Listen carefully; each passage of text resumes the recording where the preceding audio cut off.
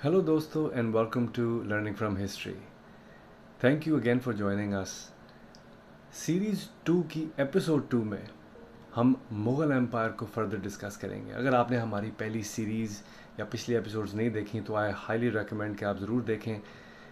Series 2 की episode 1 में हमने मुग़ल एम्पायर को इन अ नटशेल डिस्कस किया. Basically quick summary, quick highlights discuss की कि मुग़ल एम्पायर कैसे, कब, कौन, कहाँ, so on and so forth. Episode 2 में as we discussed in episode 1 हम थोड़ा सा डिटेल में जाएंगे एंड इंडिविजुअल एम्परर्स की बात करेंगे.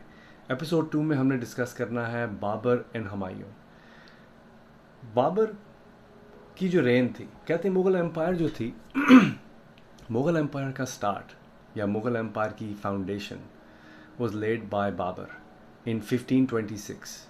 उसकी रेन या उसका जो रूल था, उसका जो हुकूमत थी वॉज फ्राम 1526 टू 1530.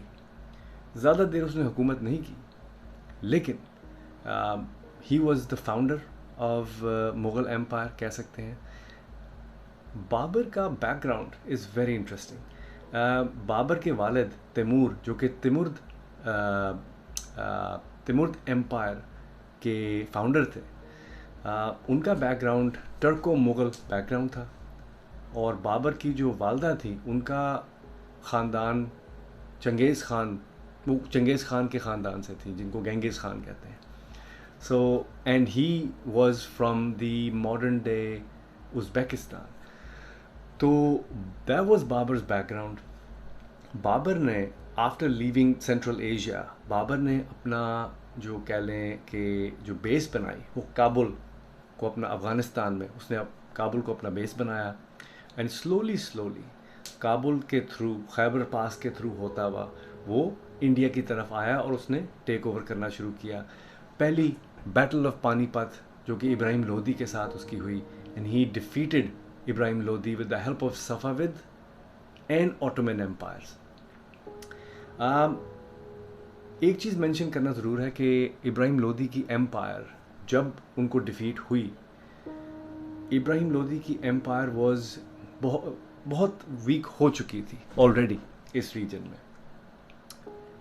जिसकी वजह से बाबर और उसके एलाइज जो थे वो इसको ईज़िली टेक ओवर कर सके. जो असल ताकत थी इस रीजन की, वो राजपूत रूलर राणा सांगा ऑफ मेवार, जिन्होंने बाबर को शिकस्त दी in the battle of Bayana. However इसके बाद एक बड़ी डिसाइसिव बैटल हुई, बैटल ऑफ खानवा, जिसमें बाबर ने with the help of his allies Safavid and the Ottoman empire Rana Sanga को बहुत बुरी शिकस्त दी.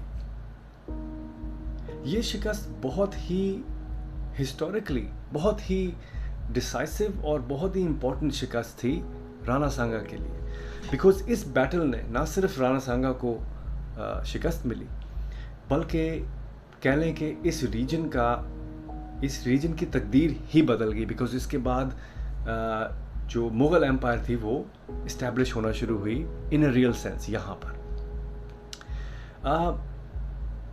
इस बैटल के बाद बिकॉज बाबर ने इस रीजन को टेक ओवर कर लिया था, तो जो कैपिटल था इस रीजन का वो आगरा बन गया इंस्टेड ऑफ काबुल. काबुल से हटके Agra became the new capital. Babur ने बहुत सारी वॉर्स, बहुत सारी मिलिट्री कैंपेन्स की, लेकिन वो अपना लोहा यहाँ पर नहीं मनवा सका फॉर टू लॉन्ग, अपनी पावर को होल्ड नहीं कर सका फॉर टू लॉन्ग. इसका जो सबूत हमें मिलता है वो बाबर का बेटा हुमायूं, जिसकी रेन रही फ्रॉम 1530 टू 1556, जिसको अपने ही जो उनके जो एम्पायर के जो रेबल्स थे उनकी वजह से उनको पर्शिया, जो कि मॉडर्न डे ईरान जिसको कहते हैं, वहाँ पर उनको भागना पड़ा, उनको पनाह लेनी पड़ी उस रीजन में जाके. यहाँ पर शेर शाह सूरी की जो एम्पायर थी, जो कि लास्ट की फ्रॉम 1540 से 1545 तक, बहुत कम थोड़े अरसे के लिए मुग़ल एम्पायर को उन्होंने काफ़ी टफ टाइम दिया, इंटरप्ट किया उनके रूल को। लेकिन हुमायूं का एग्जाइल इन पर्शिया ने उसको सफ़ाविद और मुग़ल कोर्ट को काफ़ी करीब कर दिया, जिसकी वजह से जब हुमायूं का रिटर्न हुआ, हुमायूं जब वापस आया अपने एग्जाइल से 5, उसने मुग़ल एम्पायर को वापस रिस्टोर किया पूरे इंडिया में।